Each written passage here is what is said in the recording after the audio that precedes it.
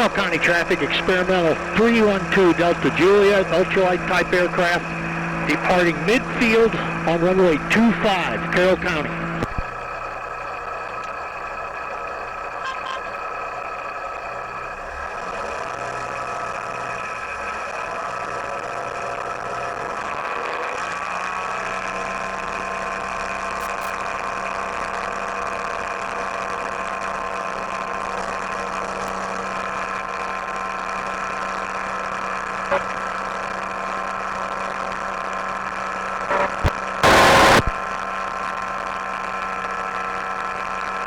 Carroll County traffic, gyroplane 940 Bravo Delta, spinning up my rotor blades for a departure on 25 to the north, Carroll County. To the north, Carroll County traffic, experimental 312 Delta Juliet is departing the pattern to the north, Carroll County. Guess I should get my camera synchronized. That should do it.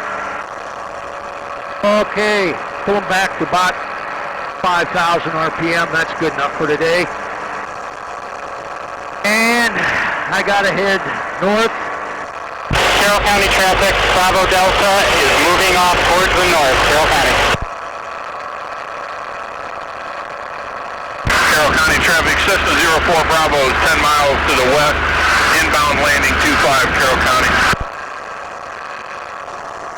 I don't know if Paul with his gyrocopter's in the air yet or not, but he taxied down to the end of the runway because he has to spin up his rotor blades before he can fly. He's got a cable on there hooked to the motor that makes him spin up. They're not powered when he's flying, but it allows him to spin them up before he takes off. But of course, he'll take off from back down there at that end of the runway. He'll be way up in the air before he even gets to midfield. And you had the guy with the steerman there. He's flying around laying smoke and stuff. And it was kind of busy taking off too. It was busy landing, busy taking off. Didn't take any pictures of the guys eating breakfast, but it's just a bunch of pilots. We all sitting around a picnic table telling stories and swapping lies. So that's what we do. I'm at about 1,800 feet, and I just got you on the radar. Just picked you up. And I got you. Where's John? About 500 feet in front of me. I'm at 1,600 feet here, John. I'm down pretty low. Roger. Want to go up a little higher here, Paul? I can go higher. I'm at 1,700, so you can come on up. I got you in sight. Okay.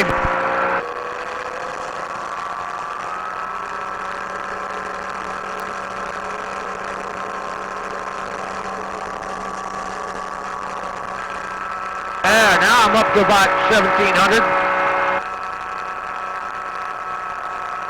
Have to move that money stick to go up that far. This is a money lever right here. The reason I call it that is because this is two-cycle. At full throttle, this thing burns 7 gallons an hour. And it's just car gas, it's not avgas, but still, it's something to think about. So I don't run around full throttle very long. Just when I take off, that's it. So I'm now at 1,800 feet.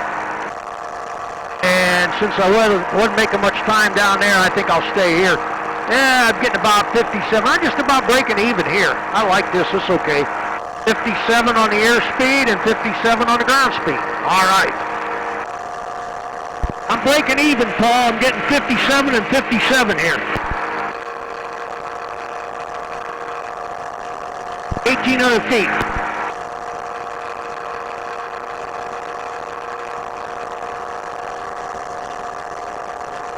I'm still losing about 7-8.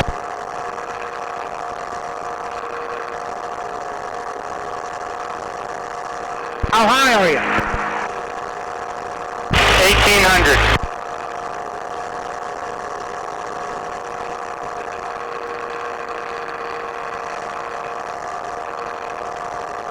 that's what I'm at. Mine says I'm about breaking even. I don't know why that is.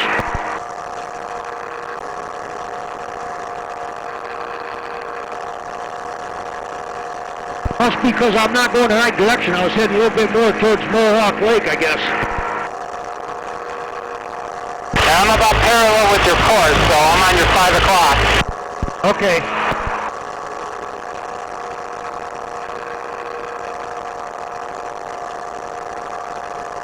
I'm up to about 1900 now. I'm getting some thermals here. Yeah, I know. I'm getting some elevator rides, too. Yeah, they affect that gyrocopter, huh? It does, but it does affect it evenly all over. I don't get pitches up and pitches down. Oh, just get an elevator ride, huh? Yep.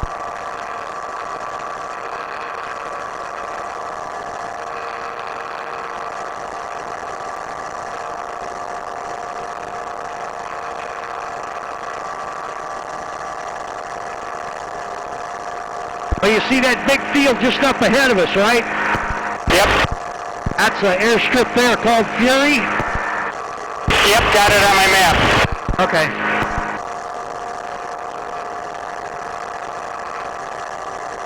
That guy used to fly a Kit Fox. I don't know if he flies anymore or not. He seems to keep the runway mode. I think I'm a little slow. I'm gonna try trimming just... Coming up on your 4 o'clock. Okay, that's fine. Yeah, I know. Keep the rotors away from you. Yeah, I was going to tell you that. A little bit of nose down, that might... I might go a little faster with the same throttle setting if I'm not, mushing it too much. I'm doing about 60 at about 46. Passing you by on your 2 o'clock, a little low. Oh, yeah! Hey, I'm going to come over on your other side because you'll be in my camera. How's that? I'm right over top of you. Oh, that'll make a good picture. I'm going to try to keep up with you. Going right over Fury. That's good. Great picture.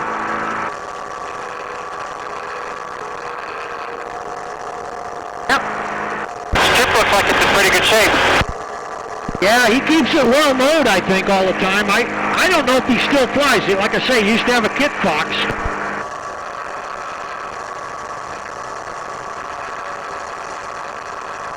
That's really good. That looks good down there, Paul. That red color stands out good against the green trees. If you're higher than that thing, you can see it good.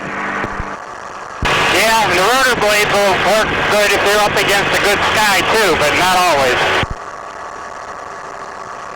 Well, sometimes the sun makes them kind of glitter, and you see the reflections off the rotor blades. That makes it easy to see, but it's not doing that right now. Well, I got an airspeed now of about 55. You're going pretty slow. Yeah, I closed it down to about 60, 62 or so, and I'm still losing about 7. Yeah, I can't find a good spot today. What's your RPM, Don? My RPM's about 4,500.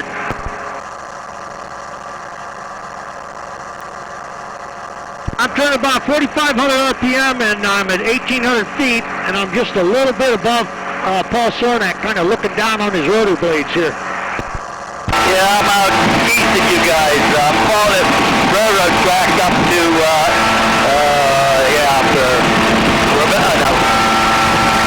Alliance. Oh, yeah.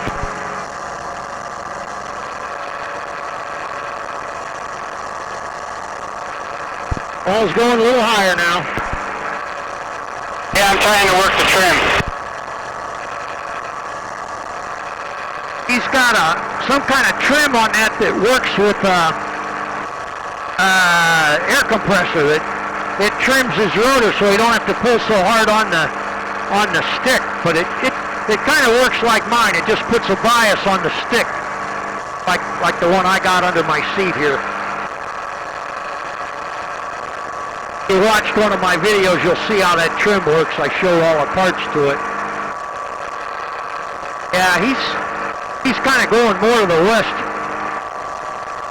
I'll see you, Paul. Getting the hang of the adverse yaw.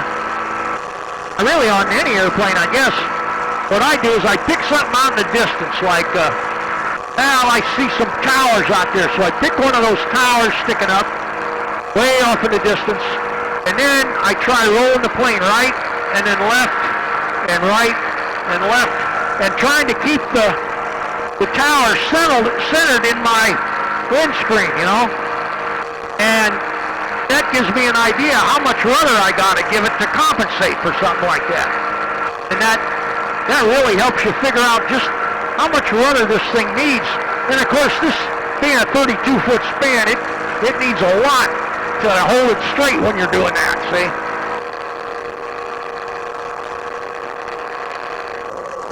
You say you're at my 9 o'clock, huh? More like your 10 o'clock now.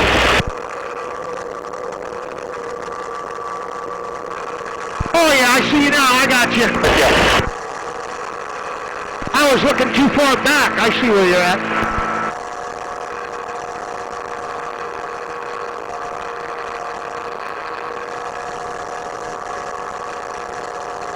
Now this building coming up is J&L Steel. It used to be called Jones and Laughlin, and we still call it J&L Steel, but I have no idea who owns it now. Probably the Chinese or something.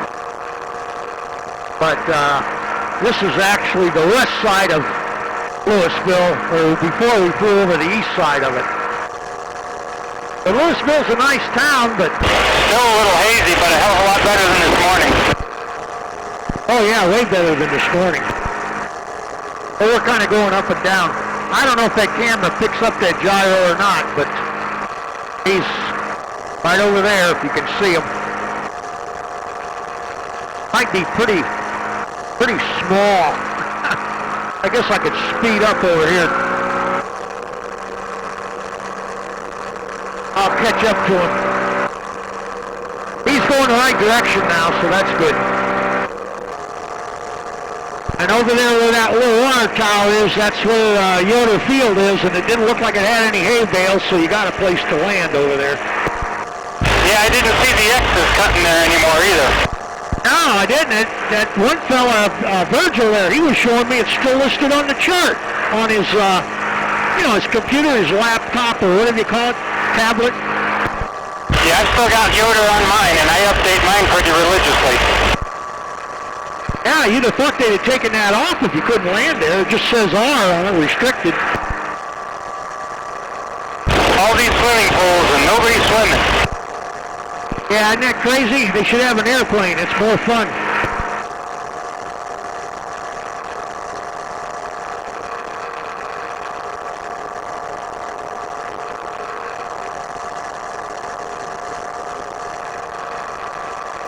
Did you guys decide on what we should call that thing? A gyroplane or a gyrocopter, or what are they calling it? FAA describes it as a gyroplane. Gyrocopter is a slang for Igor Benson gyrocopter. Okay. Gyro vehicle. Gyroplane. So they really don't call it an auto gyro anymore. That again is another slang. No, but we found out don't fly under a Chinook helicopter. I think it was Mike Baker tried that one time, and it was really rough. Yes, I did.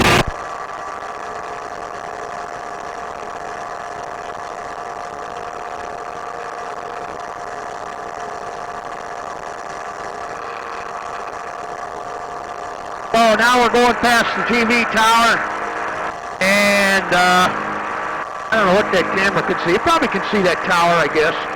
Maybe even the wires on it. Sometimes when I go past it, my radio gives me static, but I don't hear it this time. And this one we're flying over now, that used to just be like a dredged out area. They had, I don't know, were they doing coal mine stripping or something there, that was all dug out. And somebody bought this property and got the bright idea of fill it full of water and build houses in there, and that's what you got. It turned out to be a real good idea. And then, just ahead here, right under my nose, is a place where they practice firing shotguns. And so far I've never had any BBs in me, but then not to, they do that skeet shooting there. And just To the left of that down there, that's a model airplane field where you see that white squiggly road. That's model airplane field. And we used to land in there. They'd call us over at the airport at Yoda. They'd call us to come find a radio control model. If they lost it, it'd be down there in that corn. And they can't see it. They could be walking around down there within 8 feet of the thing, and they can't see that model airplane. But they'd tell us what color it is, and we'd come fly around. But we didn't have radios in those days, so we just circle it with the wing, the low wing pointing at the model airplane, and then they keep walking around the ground, and then they find it. So that was one of the small missions we had. Some other things we used to do would be they'd get us to fly in a parade, usually in Memorial Day in May, I guess it is, into May. Sometimes it'd be a little windy, but we go up with our ultralights, and you have to fly down the road over this parade and try to time it so the parade would be where they wanted you to be at when the parade was passing the reviewing stand or something. I don't. But over this way, you see a bunch of black dirt. The fields are black, and they call that the muck. And they grow vegetables out there. A lot of migrant workers live in those white houses over there, just temporary. They put them up there and do the harvesting and stuff. Certain times of year, there'll be a lot of people living there. Pick the vegetables in there. But it's real good dirt for growing stuff like that. It's a black dirt, I guess. It's like a prehistoric swamp or something. Made good growing dirt in there, but it's black. There used to be an airstrip over there I used to land at by the cell phone tower, but I think somebody told me it's closed up. Hey, Mike? Yeah? Did Brian Eves close up his airstrip, or has he still got a runway there? No, they kind of planted a lot of plants in it. They took up a lot of it. I don't think it'd be wise to go in. Okay, that's what I thought. Well, there you go. You know, that's the trouble with some of these airfields. They're here today and gone tomorrow. So, now, over there's Wingfoot. What I'm looking at now, straight ahead's a bunch of houses. They kind of, there's like a sea of trees and a housing allotment in there. A whole bunch of houses look kind of white. Well, that's kind of a landmark I use. So that's why I don't necessarily need the GPS, because you fly around this place all the time, you know where you're going. And the arrow's telling me that right straight ahead is, you know, right over that way is the runway. And here's, if you can see the power lines, you see the towers, you can't see the wires, and there's an electrical substation there. We call that the outer marker. That's in the substation. We're going to take it in on 27. Okay, roger that. You go ahead. Yeah, about landing at Carroll's place. Now I'm going to go north of this housing allotment because of Akron-Canton airspace. It could be, we saw which way that jet was going in, where there could be one taking off. So I'm going to go in on 27 at Mayfield, but I got to go around this housing allotment here. And I'll stay to the north of Killian Road. If I'm north of Killian Road, I'm definitely not in their airspace. See, I'm kind of going around in a circle. Go around Hartville, out this way. And then when I get a little bit closer, I'll turn in and land on the runway. They like us to do that, I guess, rather than coming straight in. We used to go right across the substation, but you do kind of fly over a row of houses and stuff. I still go in that way sometimes, but I don't want to make anybody nervous, and I don't want to have to go too low either. That's the other thing. Now, I'm within 1.5 miles of the hangar right now on my GPS. I can tell that, and the hangar's right over there. Nobody can see it. I can't see it from here. But I can kind of see a cut in the trees where I think that runway is from here. Just barely. Oh, that was ugly. Is it pretty windy down there? I got a little bit of lift last second, so pretty still though. Okay, then I won't use any flaps. I'll come in. Are you clear? Yeah, I'm down past the garden here. Okay. So, I'm going to start heading in towards the runway, which is over this way. On the other side of that Killian Road there, which we're going to go across here. Following straight ahead of me, I don't know if that camera picks it up, but that one time they put a gas pipe in there. And there you can see the end of the runway, you see? And that gas line kind of guides me to it. Now, I'm going to go out this way a little bit and kind of make an S-turn, because I got to lose some altitude, but I keep my hand on the throttle because it's pretty bouncy here. He's right about that. It's a little thermally today, and I could get blown up in the air. And if I do, I got to give it some throttle real quick to kind of smooth out my landing. And right here is usually where you hit stuff, but it's not bad at all. So no flaps. Coming in, just letting it slow down, hold it off. There we go. Now I'm down. And he's spinning down his rotor blades. Now, I put on the brakes. Kind of bumpy in this area of the runway here. I turn around, go back.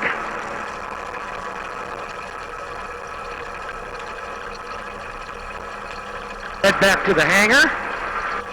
And usually on my way back, I shut off my fuel up here. I say the reason for that is to burn some out of those carburetors, because I don't know how long this thing will be setting, and I don't want to glue up the carburetors with old fuel. You know, I'm using automotive fuel here.